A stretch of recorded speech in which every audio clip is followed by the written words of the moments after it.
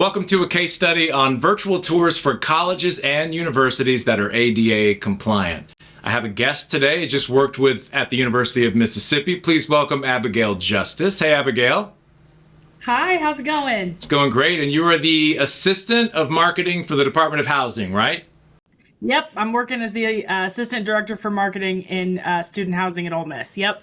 I learned a lot visiting Ole Miss. Hotty Toddy is one of them, right? Toddy. Yeah. This is a hot topic in the university space.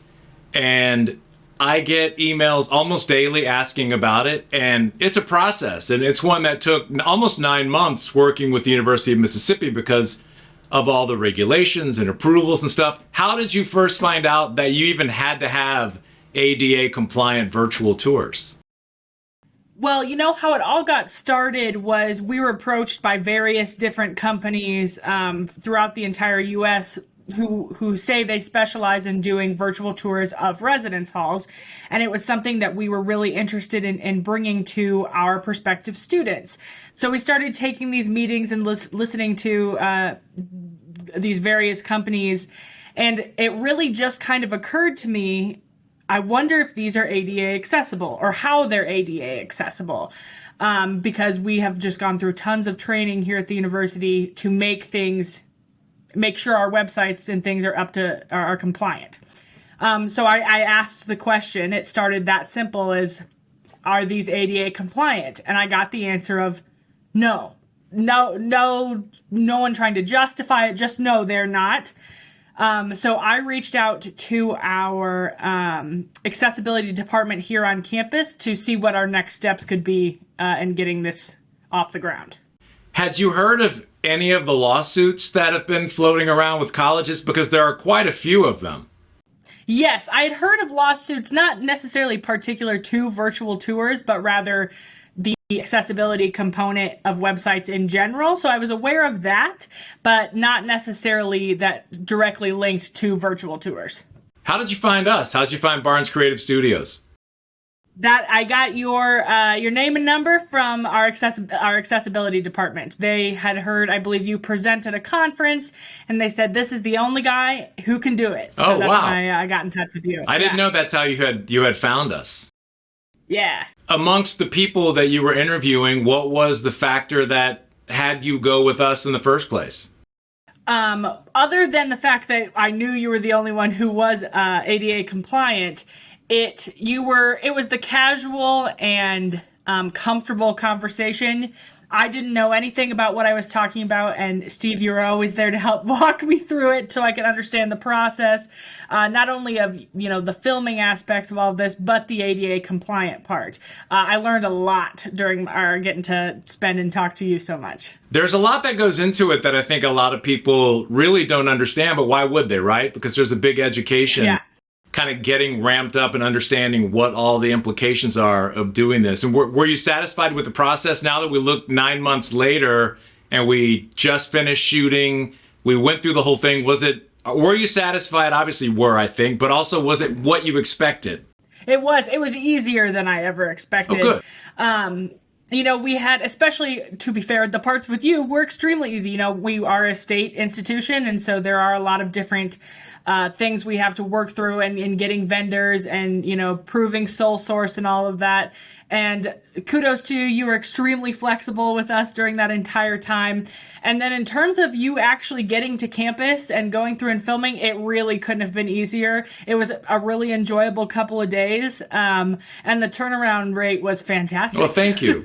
What did you learn, if anything, kind of during the process? Because I know we talked a lot and you had a lot of questions as we were going through campus. Did you learn anything new about just kind of the accessibility process?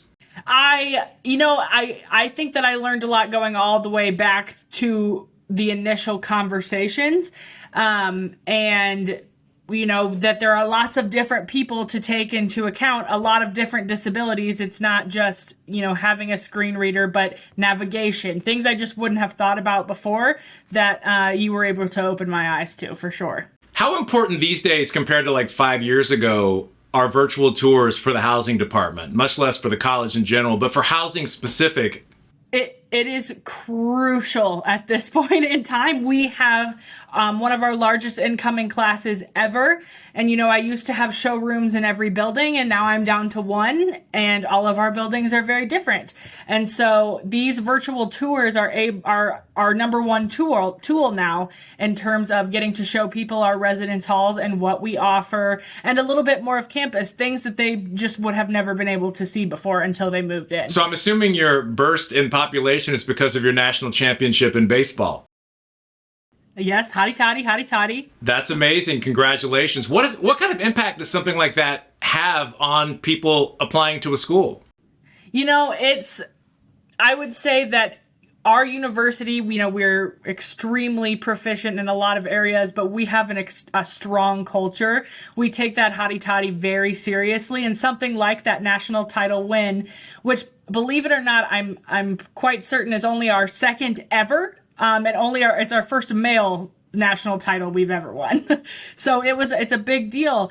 And it is just the culture of this campus, the camaraderie, it's going to be pulsing for the next year for sure. How will you use these virtual tours? You talked about how important they are and how to get them out. Are there different ways? Like, would you send them out to potential students beyond just putting them on your website, or?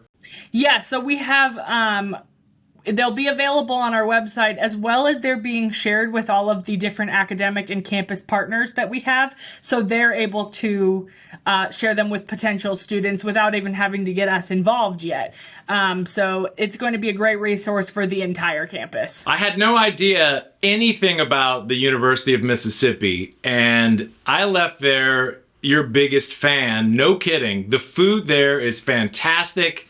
I'm already trying to talk my daughter, who's a senior in high school, one of them, into going to Mississippi. I'm like, you've got to go. Yeah.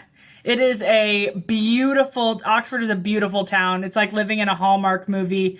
I moved here actually from Omaha, Nebraska about 4 years ago, and I haven't looked back since. It's a great place to be. Best restaurant in Oxford before we go. What is it? If you're looking for that really good Southern comfort, traditional Mississippi meal, Ajax Diner on the Square is the place. That was the first place you took us, so stands true with your rankings. That'll be the first place I take anybody. All right. Well, Abigail Justice, it was a pleasure working with you. I'm sure I'll see you over the years now that we're a contact there. We really enjoyed helping you get your ADA compliant virtual tours produced and put together. Yeah, we are so appreciative, and I can't wait to see what's to come.